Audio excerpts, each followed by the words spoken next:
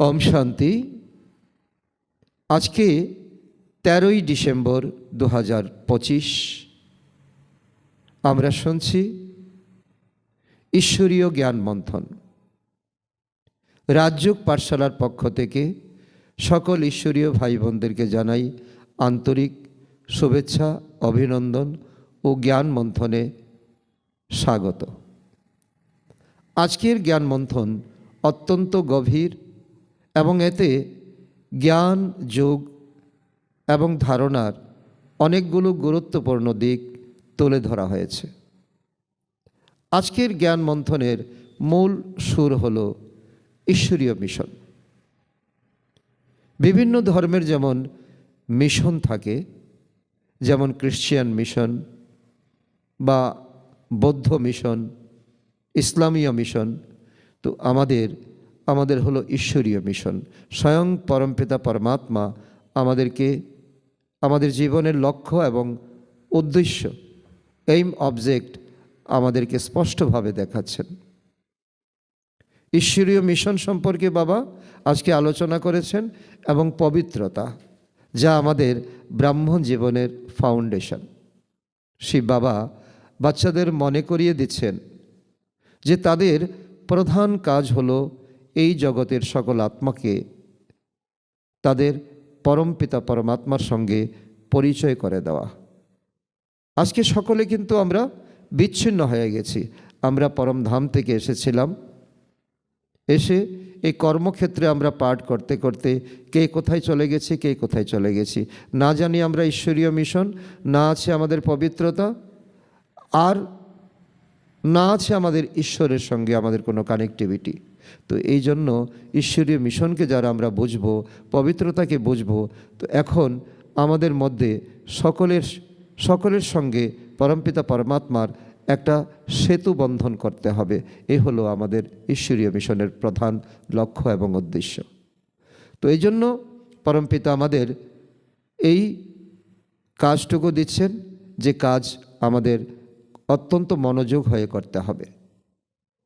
আর প্রত্যেককে এই ঈশ্বরের সঙ্গে যুক্ত হওয়া, ঈশ্বরের যে খাজানা আছে, যে সম্পত্তি আছে, এবং এই সম্পত্তির উত্তরাধিকার করা। কোনো আত্মা যাতে এই জ্ঞান থেকে বঞ্চিত না হয়, কোনো আত্মা যাতে পরমপিতা পরমাত্মার পরিচয় না পেয়ে অন্তিম সময়ে যাতে এমন অজুহাত না দেয়, ভগবান তো এসেছিলেন, আমরা তো জানতেই পারিনি, আমরা তো বুঝতেই পারিনি। এর সাথে সাথে নিজের আত্মিক স্থিতিকে আমাদের উন্নত করতে হবে। কোন জায়গায় নিতে হবে? তো বাবা আজকে এই জ্ঞান মন্থনে বাবা বলছেন যে আমাদের সিলভার এজ মানে শতযুগে ছিল আমাদের গোল্ডেন এজ, আর ত্রেতা যুগে আমাদের সিলভার এজ অর্থাৎ রৌপ্য যুগ। এই সিলভার এজ পর্যন্ত আমাদের স্থিতিকে নিয়ে যেতে হবে, অর্থাৎ শত প্রধান থেকে শত অবস্থায় নিয়ে যেতে হবে। তার জন্য বাবা আমাদেরকে নির্দেশ দিচ্ছেন, তোমরা এই সময় খোদাই খিদমতগার, ঈশ্বরের এই সেবাটুকু তোমাদের করতে হবে। আর বাবা এও বলছেন যে এখন আমাদের পঞ্চকর্মেন্দ্রিয় আমাদের অধীনে নেই। চোখ এটা ওটা দেখতে চাইছে, মুখ এটা সেটা খেতে চাইছে, কান নিজের অবাধ্য হচ্ছে, চতুর্দিকে কে কি বলা বলি করছে, এটাই কান শুনতে অভ্যস্ত হয়ে গেছে। তো বাবা এই জন্য বলছেন যে তোমাদের কর্ম ইন্দ্রিয় চঞ্চল ভাব কখন সমাপ্ত হবে জানো? তার বিশ্লেষণ বাবা বলছেন, তো বর্তমানে আমরা পুরুষোত্তম সঙ্গম যুগে আছি। যেমন তো মাটির পুতুল যারা বানায়, মাটির যারা পাতিল বানায় বা বিভিন্ন জিনিসপত্র বানায়, তারা মাটির ঢেলাকে তো যেমন খুশি তেমনভাবে তারা তৈরি করতে পারে। তো বাবা বলছেন তোমরা এখন পুরুষোত্তম সঙ্গম যুগে, তো ঈশ্বর পিতার কোলে আছো। তো সেখানে ঈশ্বর পিতা পরমপিতা তোমাদেরকে মাটির ঢেলার মতো তোমাদেরকে এখন তৈরি করতে চাইছেন, কিন্তু তোমাদেরকে তৈরি করছেন কিন্তু মায়ার প্রভাব তোমাদেরকে তো এখানে তোমাদেরকে পরিবর্তন করে দিচ্ছে। বাবা প্রতিমা তৈরি করছেন আর তোমরা প্রেতাত্মা তৈরি হচ্ছ। বাবা প্রতিমা তৈরি করে গেছেন আর দেখা যায় পরের দিন তোমরা প্রেতাত্মায় তৈরি হয়ে গেছো। তো বাবা এটাও পরিষ্কার করছেন যে আমাদের এখন পরমাত্মার এই যে শ্রেষ্ঠ কুল, তাকে আমাদের অত্যন্ত আশ্রয়স্থল অনুভব করতে হবে। যখন আমাদের আত্মিক স্থিতি সিলভার এজে আসবে, রৌপ্য যুগে আসবে, অর্থাৎ ত্রেতা যুগের শত স্টেজে আসবে, তো ওই বুদ্ধিসম্পন্ন অবস্থায় পৌঁছাবে, তখনই আমাদের কর্ম ইন্দ্রিয় শিথিল হবে। তার আগে কর্ম ইন্দ্রিয় কিন্তু খুব চঞ্চল থাকবে, এটা ওটা করতে চাইবে। পঞ্চকর্ম ইন্দ্রিয় তো 5টা ঘোড়ার মতো। গীতাতে দেখিয়েছে যে এই পঞ্চঘোড়া রথকে টেনে নিয়ে যাচ্ছে, অর্থাৎ পঞ্চঘোড়া মানে আমাদের পঞ্চকর্ম ইন্দ্রিয়, চক্ষু, কর্ণ, নাসিকা, জিহ্বা, ত্বক। তো এখন প্রচণ্ড চঞ্চল আছে। এই চঞ্চলতা যখন আমাদের যোগশক্তির মাধ্যমে যখন সিলভার এজে আসবে, রৌপ্য যুগে আসবে, ওই স্থিতিতে পৌঁছাবে, তখন আমাদের কর্ম ইন্দ্রিয় একেবারে শান্ত হয়ে যাবে।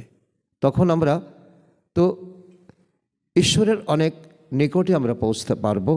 আমরা ঈশ্বরকে অনেক মাতা, পিতা, বন্ধু, সখা, বিভিন্ন সম্পর্কে আমরা একাত্ম করতে পারবো।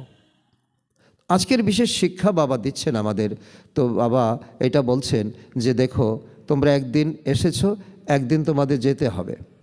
তো এখন তোমরা এসেছো তোমরা নিজের ইচ্ছায়, এখন যাবে ঈশ্বরের ইচ্ছায়। আর এটা হলো তোমাদের রিটার্ন জার্নি বা ঘরে ফেরার পালা। তো ঘরে ফেরার সময় তো আত্মা, ঈশ্বর যখন বলছেন চলো আমার সঙ্গে, তো কোনো আত্মা বলছে যে বাবা তুমি যেমন বলবে তেমনই তোমার সঙ্গে যাব। তো কোনো আত্মা বলছে যে না, আর কিছুদিন এই দুনিয়াটাকে দেখে নেই, আমার সংসার আছে, আমার কর্তব্য আছে, আমার এটা সেটার প্রতি মোহ মায়া আছে। তো কেউ বলছে যে না, আমি যাবই না। তো এখন নিজেকে চেক করতে হবে যে আমি কোন ধরনের আত্মা। আমি কি ঈশ্বরের সঙ্গে এক কথায় রাজি, না আরও কিছুদিন আমি ঘোরাফেরা করে আমি থাকতে চাই, না কি আমি যাবই না। তাই ঈশ্বর বলছেন তো যোগবল দিয়ে এই কর্ম ইন্দ্রিয়কে বশ করে রাখতে হবে, নতুবা কর্ম ইন্দ্রিয় তোমাকে যখন ঈশ্বর পরমপিতা পরমাত্মা তোমাকে উপরে টানবে, তো কর্ম ইন্দ্রিয় তোমাকে নিচে টানবে। তো এটাই হলো সংসারের কর্মভোগ, অর্থাৎ মায়ার জাল। লুকিয়ে কোনো পাপ কর্ম করা চলবে না। যেমন অনেক আছে যারা উপরে সাধুর ভেষ আর ভিতরে শয়তানের কাজকর্ম করে। তো এই ঈশ্বরীয় যজ্ঞ হলো একেবারে নিট অ্যান্ড ক্লিন। এখানে কোনো রকম লুকিয়ে পাপ করা যাবে না, কারণ তাতে আত্মার পতন হয়। আত্মার পতন হয় কারণ শরীরের মৃত্যুকে আমরা দেখতে পাই, কিন্তু আত্মার মৃত্যুকে কিন্তু, মৃত্যু মানে আত্মার ডিগ্রেডেড অবস্থা, আত্মা যে একেবারে ডাউন স্টেয়ারে চলে এসেছে, তো এটা হলো নিজের কাছে নিজের বিবেক নিজেকে দংশন করবে। আজকে এই জ্ঞান মন্থনে তো আজকের যে বিষয়বস্তুগুলো বাবা আমাদের সামনে আজকের আত্মার ভোজন রূপে দিয়েছেন, তো বাবা খুব সুন্দরভাবে বুঝিয়েছেন যে 3 পিতার রহস্য তোমাদেরকে স্পষ্ট করতে হবে। 3 পিতার ধারণা বাবা খুব সুন্দরভাবে 3 পিতার পার্থক্য বুঝিয়েছেন, যা সাধারণ মানুষ কিছুই জানে না। যে লৌকিক পিতা প্রত্যেকের ঘরে ঘরে আছে, প্রত্যেকের শরীরের পিতা, যার যার মাতা পিতা, জন্মদাতা বাবা, তিনি অল্পকালের সুখ দেন, লৌকিক প্রপার্টি আমাদেরকে দেন। পারলৌকিক পিতা যিনি নিরাকার পরমপিতা পরমাত্মা শিব বাবা, তিনি আমাদের অসীম সুখ এবং মুক্তির উত্তরাধিকারী দেন। কারণ আমরা এসেছি পরমধাম থেকে ডাইরেক্ট এই আমাদের সাকার মনুষ্যলোকে, কিন্তু যখন আমরা যাব বায়া সূক্ষ্মবতন, কিন্তু যাওয়ার পথ তো আমরা ভুলে গেছি। তো এই জন্য বাবা বলেন তো মুক্তিতে যেতে গেলে বায়া সূক্ষ্মবতন যেতে হবে, যার রাস্তা পরমপিতা পরমাত্মা ছাড়া আর কেউ বলে দিতে পারে না। তো ওনার হাত ধরেই আমাদেরকে যেতে হবে, আর তিনি হলেন আমাদের পারলৌকিক পিতা। আর তো অলৌকিক পিতা হলো এই সময় যে আমাদের ব্রহ্মা বাবা, যিনি এই জ্ঞানের, যার মুখ দিয়ে জ্ঞান প্রকাশ করেছেন শিব বাবা, তো যার দ্বারা এই জ্ঞানের দ্বারা আমাদের জন্ম, আমাদের ব্রাহ্মণ জীবন। তো এই অলৌকিক পিতা হলেন তো সেতু বন্ধনকারী, আত্মা এবং পরমাত্মার সঙ্গে কানেক্ট করার যিনি পিতা, তিনি হলেন অলৌকিক পিতা। তো সুতরাং এখানে তিন পিতার রহস্য, তিন পিতার বাবা, বিশেষ করে প্রজাপিতা ব্রহ্মা, যার সাকার শরীরের মাধ্যমে নিরাকার শিব বাবা এসেছেন এবং জ্ঞান দিচ্ছেন, এই বিষয়কে সকলের সামনে তুলে ধরতে হবে। কারণ এই অলৌকিক পিতাকে কেউ জানে না। আর এখানে বাবা বলছেন যে ঈশ্বরীয় মিশন, মানুষকে এই তিন পিতার রহস্য যখন বুঝাবে, তখন মানুষের ভুল ভেঙে যাবে, মানুষের অন্ধ সংস্কার ভেঙে যাবে। বিশেষ করে ব্রহ্মার ভূমিকা, অকুপেশন আমাদের পরিষ্কারভাবে স্পষ্ট করতে হবে। তো বাবা এটাও বলেছেন যে ব্রহ্মাকে আমাদের স্মরণ নয়, ব্রহ্মার শরীরে শিব বাবাকে স্মরণ করা। তো এই অত্যন্ত সহজ এবং আমাদের জন্মসিদ্ধ অধিকার। তো অবিনাশী সার্জন অর্থাৎ পরমপিতা পরমাত্মা, প্রত্যেকটা আত্মার, তো বাবা দেখছেন এখন প্রত্যেকটা আত্মার মধ্যে তো রোগ একদম বাসা বেঁধে আছে। তো আর পবিত্রতার বিষয়ে বাবা বলছেন যে এখন পবিত্র হতে গেলে তো অবিনাশী সার্জনের যে ঔষধ আমাদের আত্মাকে এখন রোজ ধারণ করতে হবে। বাবা নিজেকে অবিনাশী সার্জন বলেছেন। কেন বলেছেন? কারণ আত্মা এখন বিকারের রোগে একেবারে আক্রান্ত। শরীরের রোগ ভোগ তো আমাদের আছেই, কিন্তু আত্মার রোগ তা তো দেখা যায় না। কারণ আত্মার রোগ হলো এখন নেগেটিভ চিন্তা করা, ভয়, তার ভয় আসা, বিভিন্ন সময়ে সে বিভিন্নভাবে তো এই জ্ঞান মার্গে সে আটকে যাবে, বাধা বিপত্তি আসবে। তো এই জন্য এই আত্মার এখন এই রোগের এখন চিকিৎসা হলো, বাবা বলছেন জ্ঞান এবং যোগ। জ্ঞান যোগ অর্থাৎ মনমনা ভব। আর তার জন্য বাবা যখন যেটা আমাদের নিষেধ করেন, তো সেই নিষেধ আমাদের মান্য করতে হবে। যেমন ডাক্তার, লৌকিক ডাক্তার কোনো রোগের জন্য টক খেতে বারণ করেন, তেমনি বাবা বিকার এবং অসত্য সঙ্গ ত্যাগ করতে বলেছেন। যে বিকারে তুমি যাবে না, এবং অসত্য সঙ্গ, যে অসৎসঙ্গ তোমাকে সর্বনাশ করবে। সৎসঙ্গ স্বর্গবাস, অসৎসঙ্গ নরকবাস, তোমাকে নরকে নিয়ে যাবে। এই অসৎসঙ্গ তোমাকে ত্যাগ করতে হবে। বাবা এও সতর্কতা দিয়েছেন, যদি কেউ লুকিয়ে কর্ম করে, কুকর্ম করে, তো বাবার নির্দেশ অমান্য করে, তবে ঔষধ যে বাবা এখন জ্ঞান দিয়েছেন, যোগের যে শক্তি দিচ্ছেন, তার কোনো প্রভাব পড়বে না। তো একেই বলা হয়েছে আসক্তি। আসক্তি মানে এখন মন এখানে সেখানে তো ইতি উতি ঘুরে বেড়াবে, আকর্ষণ হবে ব্যক্তির দ্বারা, ধনের দ্বারা, বিষয়ের দ্বারা, সম্পত্তির দ্বারা, তো সংসারের দ্বারা আটকে যাবে, তাকে আসক্তি বলা হয়েছে। তো যতই আমরা ঈশ্বরীয় নিয়ম অমান্য করি, তো বাবার ঔষধ আমাদের আত্মাকে কোনো প্রভাব ফেলতে পারবে না। তো আমরা বলবো আমি এত পুরানো বাচ্চা, কিন্তু দেখা যাবে তার আচার আচরণের কোনো পরিবর্তনই হয়নি। তার মানে সে বাবার যে নিষেধাজ্ঞা তা মান্য করেনি। বাবা আজকে যে আমাদের কল্পবৃক্ষ এবং 84 জন্মের চক্রকে স্পষ্ট করে বুঝিয়েছেন। জ্ঞান বোঝানোর জন্য প্রত্যেক আত্মা এখন ভক্তির বেড়াজালে আবদ্ধ হয়ে গেছে। তো জ্ঞান বোঝানোর জন্য কল্পবৃক্ষ, সিঁড়ি এবং ত্রিমূর্তি চিত্রের উপর গুরুত্ব দিতে হবে। বাবা এও বুঝিয়েছেন, আদি সনাতন দেবী দেবতা ধর্ম হলো এই কল্পবৃক্ষের মূল বা কাণ্ড। মূল হলো নিচে, কাণ্ড আমরা যা দেখি যে মাটি থেকে অনেকটা উপর পর্যন্ত একটা শটান পিলারের মতো দাঁড়িয়ে যায়, যার মধ্যে কোনো ব্রাঞ্চ থাকে না, কোনো ডালপালা থাকে না। অনেক উপরে গিয়ে তখন ডালপালা মেলতে শুরু করে। আর বাবা এর অর্থ বুঝিয়েছেন, এই আদি সনাতন দেবদেবী হলো মূল আর হলো কাণ্ড, আর তারপর অনেক উপরে যে ডালপালা মেলেছে তা হলো পরে আসা বিভিন্ন ধর্ম, ইসলাম ধর্ম, বৌদ্ধ ধর্ম, খ্রিস্টান ধর্ম, শিখ ধর্ম। তো যারা এই আদি ধর্মের আত্মা, তো এই জন্য বাবা বলছেন যে যারা আদি ধর্মের আত্মা তারাই পুরো 84 জন্ম নেবে। আর উপর থেকে যারা ডালপালা মেলেছে তারা কিন্তু 84 জন্ম নেবে না। আর আদি ধর্মের আত্মা যারা এখন বাবা বলছেন তোমরা ব্রাহ্মণ হয়েছ, ব্রাহ্মণ হয়ে ব্রহ্মার আচরণকে পালন করেছ, তোমাদের মধ্যে এখন বুদ্ধিতে এই জ্ঞান সঠিকভাবে বসবে। অন্য ধর্মের আত্মারা তাদের সময় আসবে, অর্থাৎ দ্রাপর যুগে ইব্রাহিম আসবে, তারপর বৌদ্ধ আসবে, তারপর খ্রিস্টান আসবে, তারপর অনেক শাখা প্রশাখা বেরোবে। তো সেই জন্য অন্য ধর্মের আত্মারা তাদের সময় আসবে এবং তারা সত্যযুগে বা স্বর্গ দুনিয়াতে তারা যেতে পারবে না। কিন্তু মজার বিষয় হলো বাবা বলছেন তারা অবশ্যই শান্তিধামে অর্থাৎ পরমধামে তারা যাবে, পরমধামে যাবে।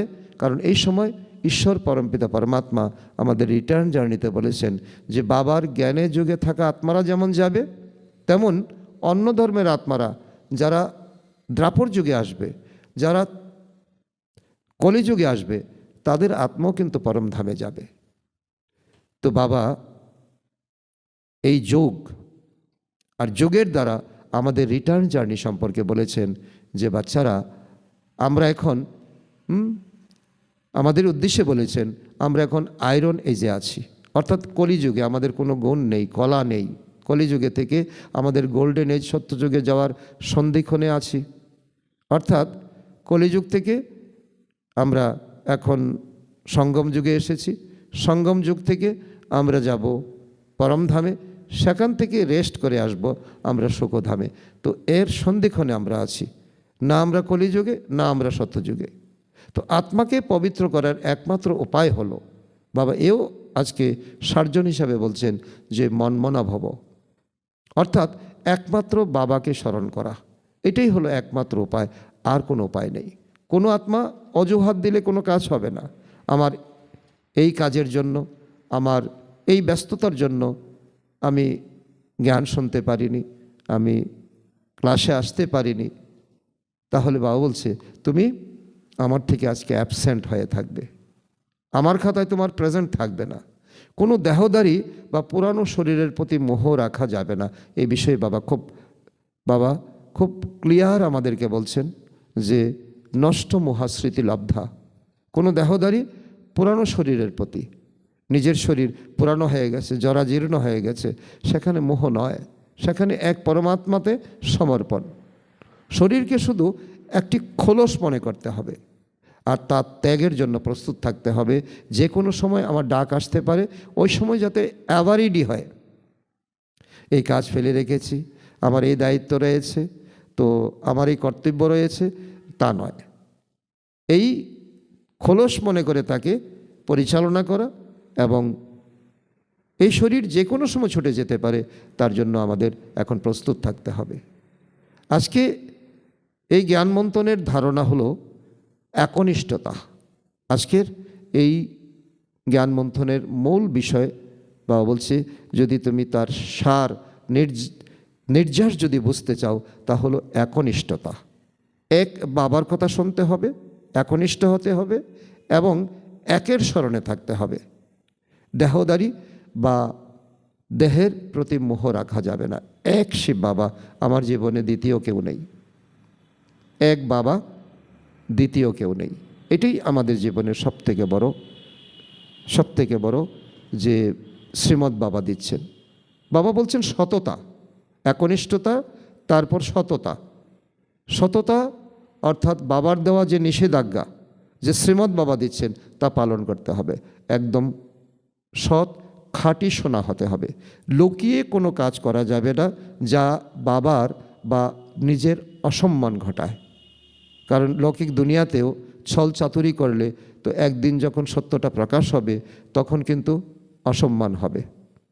আর সেই প্রকার বাবা বলছেন, তুমি যদি এই সততা নষ্ট করো, বাবার নিষেধাজ্ঞাকে তুমি তো শ্রীমতকে তুমি উল্লঙ্ঘন করো, তাহলে তো কি হবে? বাবার অসম্মান ঘটাবে এবং সাথে সাথে তোমার অসম্মান হবে। আর সেবা সম্পর্কে বাবা বলেছেন, নিজের বাড়িতে থেকে, ঘর গৃহস্থী থেকে তো মানুষকে অসীম পিতার পরিচয় দিতে হবে, ঘরে ঘরে যেতে হবে, প্রত্যেকটা আত্মার কাছে যেতে হবে, একজন আত্মাও যাতে বাদ না যায়। সে যাতে অন্তিম সময়ে এমন না বলে যে আমি তো জানিই না পিতা পরমাত্মা ভগবান এসেছে। নিজের জীবন দিয়ে প্রমাণ করতে হবে যে আমরা দেবতা হচ্ছি। অনেক বড় ধারণার কথা বাবা বলছেন যে আমার চেহারাটাই হলো একটা সাইনবোর্ড, আমার আচার আচরণ, আমার হর্ষিদতা, আমার দিব্য চেহারা, এটাই লোকের কাছে প্রমাণ হবে যে আমি দেবতা হতে চলছি। তো আজকে যে বাবা বরদান দিচ্ছেন গুণ মূর্তি হওয়ার জন্য, যে আমরা মন্দির তৈরি করে তাকে সেখানে আমরা পাথরের মূর্তি, মাটির মূর্তি, কাঠের মূর্তি, তো রূপা সোনার মূর্তি আমরা স্থাপন করি। এখন বাবা বলছে তুমি গুণ মূর্তি হও। সফল মূর্ত হওয়ার জন্য মনে, বচনে এবং কর্মে এই 3 প্রকার সেবার মধ্যে ভারসাম্য থাকতে হবে। তো মনে এক চিন্তা করবে, কথায় আরেকটা বলবে, কাজে আরেকটা করবে, হবে না। তার তিনের মধ্যে একটা সামঞ্জস্য থাকতে হবে, একটা মিল থাকতে হবে। শুধু কথায় জ্ঞান দিলে হবে না। তাকে কি বলে? তাকে বলে পণ্ডিত। যে মুখে বলে কাজে করে না তাকে পণ্ডিত বলে। বাবা বলে পণ্ডিত আমার কোনো পণ্ডিত বাচ্চা আমার দরকার নেই। কারণ লৌকিক দুনিয়ার পাণ্ডিত্য নিয়ে তুমি এখন ঈশ্বরীয় জ্ঞান ধারণ করতে পারবে না। তার তিনের মধ্যে ব্যালেন্স থাকতে হবে। কর্ম এবং চিন্তা যেন শক্তিশালী হয়, কারণ শক্তিশালী করার মালিক এক পিতা পরমাত্মা। একে অপরকে গুণ দান করাই কর্মের দ্বারা কি করতে হবে? আমাদের গুণ দান করতে হবে। এটাই হলো শ্রেষ্ঠ দান। কারণ আমরা কাউকে ধন দান দিতে পারি, বস্ত্র দান দিতে পারি, গৃহ দান দিতে পারি, তো অনেক কিছু দান করতে পারি, কিন্তু এই দান তো দান ঠিকই আছে, কিন্তু শ্রেষ্ঠ দান যে ঈশ্বর পরম পিতা পরমাত্মা স্বীকার করেছেন, তো বলেছেন তা হলো গুণ দান করা। তো আজকের স্লোগানে ঈশ্বর পরমপিতা বলছেন যে নিশ্চয় বা বিশ্বাস হলো শ্রেষ্ঠ জীবনের ভিত্তি। যে নিশ্চয় পিতা পরমাত্মা আমার জীবনের মূল কাণ্ড, আমার জীবনের রূপরেখা, আমার জীবনের তো সঠিক রাস্তা তিনি দেখাচ্ছেন। যার নিশ্চয় আছে তার বিজয় কিন্তু সুস্পষ্ট এবং নিশ্চিত। নিশ্চয় নেই তো নিশ্চয় বুদ্ধি বিজয়ন্তী, সংশয় বুদ্ধি বিনাশন্তী। আজকের অব্যক্ত ইশারাতে বাবা বলেছেন যে এখন কর্মাতীত অবস্থার অভ্যাস করতে হবে। এর অর্থ হলো কর্ম করার সময় মালিক হয়ে কর্ম করতে হবে, কিন্তু কর্মের ফলের বশীভূত একদম যাতে আমরা না হই। মালিক হয়ে কর্ম করতে হবে। আমি আত্মা মালিক, আমি কর্ম ইন্দ্রিয় দ্বারা কর্ম করছি, আর আমি আত্মাকে কর্ম করার চেয়ে পরমপিতা পরমাত্মা। ফলের আশা করে নয়। যদি শরীরের রোগ থাকে বা মনের সংস্কারের সংঘাত হয়, তবে বিচলিত না হয়, কর্মযোগী হয়, সেই হিসাব নিকাশ যুক্ত করতে হবে। পরিষ্কার কথা বাবা বলছেন যে শরীরে যদি রোগ থাকে তা হলো আমাদের কর্মযোগী হতে হবে। যদি কোনো সংস্কারের টক্কর লাগে, সংস্কারের সংঘাত হয়, তো তাও আমাদের কর্মযোগী হয়ে যোগযুক্ত হয়ে তো এই হিসাব নিকাশ আমাদের যুক্ত করতে হবে।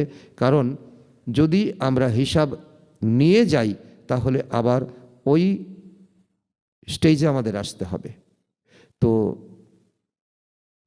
এক দৃষ্টিতে যদি আমরা দেখি, তো আজকের এই জ্ঞান মন্থনে বাবা আমাদেরকে প্রথম শেখাচ্ছেন নিজেকে আত্মা অনুভব করো। সারাদিনের মধ্যে তো সময় বের করে করে 1 মিনিটের জন্য এই শরীর থেকে বিচ্ছিন্ন আমি এক চৈতন্য আত্মা। দ্বিতীয় বাবা বলছেন শিব বাবাই প্রকৃত পিতা, তাকে স্মরণ করতে হবে। তিনি আমাদের পরকালের রাস্তা দেখাচ্ছেন, তিনি আমাদের পাপ মুক্ত করছেন। বাবা বলছেন অব্যভিচারী যুগে থাকতে হবে, অব্যভিচারী যুগ, ব্যভিচার নয়, অব্যভিচারী যুগে থাকতে হবে। এক বাবা, দ্বিতীয় কেউ নয়। আজকে তাকে মানলাম, কালকে আরেকজনকে, এমন নয়। আমরা ভক্তি করে এসেছি 12 মাসে 13 পার্বণ। এখন জ্ঞান যখন পেয়েছি তো ভক্তি থেকে বৈরাগ্য নিতে হবে। সেই জন্য বাবা বলছে যে অব্যভিচারী শরণ, অব্যভিচারী যোগ এক বাবার সঙ্গে। তারপর বাবা বলছেন তো নিষেধাজ্ঞা, যদি বাবার নিষেধাজ্ঞা, যেমন ডাক্তার টক খেতে বারণ করেছেন, আমি ওষুধও খাচ্ছি, টকও খাচ্ছি, তাহলে রোগ থেকে আমার নিবৃত্তি পাওয়ার কোনো সম্ভাবনাই নেই। তো বাবা বলছেন যে বাবার নিষেধাজ্ঞা পালন না করলে তো এই পরিশ্রম বৃথা, তোমার মুক্তি, জীবন মুক্তি হবেই না। তারপর বাবা বলছেন নিজের চার্ট দেখো, পাপ বাড়াবে না, পাপ না বাড়িয়ে পুণ্যকে জমা করতে হবে। পুণ্যকে যখন জমা করবে, জমা যখন তোমার বাড়বে তো অটোমেটিক পাপ তোমার কমতে থাকবে। তারপর বাবা বলছেন পুরুষার্থ বাড়লে অবস্থা উঁচু হবে। অবস্থা, কারণ স্থিতি বা অবস্থা হচ্ছে সবচেয়ে বড় কথা। জ্ঞানে কে কখন এসেছে সেটা কোনো বড় কথা নয়, তার স্থিতি হলো সবচেয়ে বড় কথা। আর তার জন্য বাবা বলছে এখন আমরা আছি আয়রন এজে, আমাদের কোনো কলা নেই, আমরা শূন্য কলাতে আছি, অর্থাৎ লোহার মতো আমাদের স্থিতি হয়ে গেছে। তার থেকে আমাদের লক্ষ্য রাখতে হবে আমরা যাতে অন্তত ত্রেতাযুগীয় স্টেজে যাতে আসতে পারি, সিলভার এজে যাতে আমরা আসতে পারি। তখন কর্ম ইন্দ্রিয় আমাদের শিথিল হবে, তখন অটোমেটিক আমাদের যোগ পিতা পরমাত্মার সঙ্গে লাগবে, আর তখনই আমরা গোল্ডেন এজে যেতে পারবো। আর তার জন্য কর্মাতীত অবস্থার প্র্যাকটিস এখন থেকে করতে হবে। এখন থেকে কর্ম করব, কিন্তু কর্মের কোনো প্রভাব পড়বে না, যেটা শতযুগে আমাদের থাকবে। আর এখন তার প্র্যাকটিস, আর অন্তিম সময়ে কর্মাতীত হয়ে তো শরীরকে আমাদের ত্যাগ করতে হবে। তো বাবার অসম্মান হয় এমন কাজ আমরা কখনোই করব না, প্রতিজ্ঞা করতে হবে। আর কর্ম ইন্দ্রিয় আমাদের বশে রাখতে হবে, আর বশে তখনই থাকবে যখন আমরা যোগযুক্ত থাকব। তো আমি আত্মা, তো এই স্মৃতি, জ্ঞান আর যোগের ভিত্তি। আমি আত্মা, এই স্মৃতি যদি আমরা স্পষ্ট না করি তো যতই আমরা জ্ঞান শুনবো তো এক কান দিয়ে যাবে, অন্য কান দিয়ে বের হয়ে যাবে। বাবা 3 পিতার রহস্য বলেছেন, 3 পিতার স্পষ্টীকরণ করেছেন, লৌকিক পিতা, পারলৌকিক পিতা, অলৌকিক পিতা। এর মধ্যে শিব বাবা হলো সর্বোচ্চ পিতা, কারণ লৌকিক পিতা আমাদের অল্পকালের সুখ স্বাচ্ছন্দ্য দেয়, সম্পত্তি দেয়, আর অলৌকিক পিতা তো পরমাত্মার সঙ্গে কানেক্টিভিটি করিয়ে দেয়। আর পারলৌকিক পিতা আমাদের গুণ, জ্ঞান, খাজানা, শক্তি সব কিছু আমাদেরকে এ সম্পত্তি প্রদান করেন। তাহলে সর্বোচ্চ কে হলো? পারলৌকিক পিতা। তো ব্রহ্মা হলো শিব বাবার রথ। তো অলৌকিক পিতার অকুপেশন হলো জ্ঞান দেওয়া। তো কেউ যদি আমার লৌকিক পিতার অকুপেশন জানতে চায়, তিনি চাকুরি করেন, তিনি ব্যবসা করেন। তো তো অলৌকিক পিতার অকুপেশন আমাদের জানতে হবে, পারলৌকিক পিতার অকুপেশন আমার জানতে হবে। অলৌকিক পিতার অকুপেশন হলো তিনি হলেন এই শরীর, তো লোন দিয়েছেন, এই শরীর দ্বারা পরম পিতা পরমাত্মা আমাদেরকে জ্ঞান প্রদান করছেন, যে জ্ঞান হলো স্পিরিচুয়াল নলেজ, আধ্যাত্মিক জ্ঞান, শাস্ত্রের জ্ঞান নয়। যদি শাস্ত্রের জ্ঞান, আধ্যাত্মিক জ্ঞান আমরা একসঙ্গে মিলিয়ে দেই তাহলে এটা গুরুচণ্ডাল হয়ে যাবে। তো বাবা বলছেন শূদ্র থেকে ব্রাহ্মণ, ব্রাহ্মণ থেকে দেবতা। তো এটাই বর্ণ পরিবর্তনের প্রকৃত অর্থ, যে বাস্তবে তো এই যে বর্ণ পরিবর্তন যেমন চক্রের মতো ঘুরছে, আমরা শূদ্র থেকে ব্রাহ্মণ হয়েছি, ব্রাহ্মণ থেকে দেবতা হব, অর্থাৎ সত্যযুগে যাব, তো আমরা সূর্যবংশীতে যাব, তারপর আমরা ত্রেতাযুগে আসব, আমরা ক্ষত্রিয় হব। তো এইভাবে আমাদের ধীরে ধীরে যতই আমাদের স্থিতি এবং আত্মার স্টেজ যত পরিবর্তন হতে থাকবে ততই আমাদের বর্ণ পরিবর্তন হতে থাকবে। যোগের দ্বারা বাবা বলছেন যোগের দ্বারা আমাদের সর্বপ্রাপ্তি হয়, আত্মা শতপ্রদান হয়। যত আমরা স্মরণ করব তত আমাদের পাপ শেষ হয়ে যাবে, অবস্থাও আমাদের স্থিতি আমাদের অনেক উচ্চ হবে। আর বাবা এই কথা বলেছেন যে 84 জন্ম, ত্রিমূর্তি, কল্পবৃক্ষ, সিঁড়ি, এই তো চারটি বিষয়ে আত্মার যাত্রা ও ধর্মের ইতিহাস বোঝায়। তো আমরা সারা জীবনকে যদি আমরা ব্যতীত করে দেই, তো আত্মার যাত্রাকে আমরা বুঝতে পারি না, ধর্মের ইতিহাসকে আমরা বুঝতে পারি না। তো মাত্র 84 জন্ম, ত্রিমূর্তি, কল্পবৃক্ষ, সিঁড়ি, এর দ্বারা আমরা আত্মার যাত্রা ও ধর্মের ইতিহাস আমরা বুঝতে পারি, অন্যকে বোঝাতে পারি। বাবাকে স্মরণ করাই হলো মুক্তির পথ। আর এটাই এক বাবা, দ্বিতীয় কেউ নয়। এটাই হলো অবিবেচারী যোগ। আর নিষেধাজ্ঞার কথা বাবা বলছেন, নিষেধাজ্ঞা পালন আমাদের একান্ত জরুরি। ভুল কর্ম করলে বাবার অসম্মান হবে এবং পাপের খাতা বাড়বে। কর্মেন্দ্রিয় বশে রাখা ও চার্ট দেখা, সারাদিন আমি কি করেছি, যে আমি কোনো ভুল কর্ম করেছি কি না, কাউকে দুঃখ দিয়েছি কি না, এগুলো পুরুষার্থের প্র্যাকটিস। তো পুরুষার্থের প্র্যাকটিস আমাদের উৎসে নিয়ে যাবে। এখন থেকে কর্মাতীত অবস্থার প্র্যাকটিস করতে হবে। মালিক ভাবে থেকে কর্মভোগ আমাদের চুক্ত করতে হবে। আর আজকের জ্ঞান মন্থনের লক্ষ্য হলো আমাদের শান্তিধামে যেতে হবে, শান্তিধাম থেকে শোকধামে আসতে হবে। আত্মা পুরনো দেহের মোহ ছেড়ে বাবার স্মরণে স্থিত হলেই উচ্চ পদ নিশ্চিত। তো এই কথা বারবার, সারাদিন ভুলে গেলেও তো বারবার স্মরণ করিয়ে দিতে হবে যে বাবার স্মরণে স্থিত হলেই আমাদের এই উচ্চ পদ, মানে শতযুগে আমরা মহারাজাও হতে পারি, আবার দাসদাসী হতে পারি। তো এটা কিন্তু এই সময় যত আমরা বাবার স্মরণে স্থিত থাকব, ততই আমাদের উচ্চ পদ কিন্তু গ্যারান্টি। তো এটাই হলো আজকের জ্ঞান মন্থনের তো সংক্ষিপ্ত আলোচনা। সকলকে আবারও শুভেচ্ছা, অভিনন্দন। ওম শান্তি।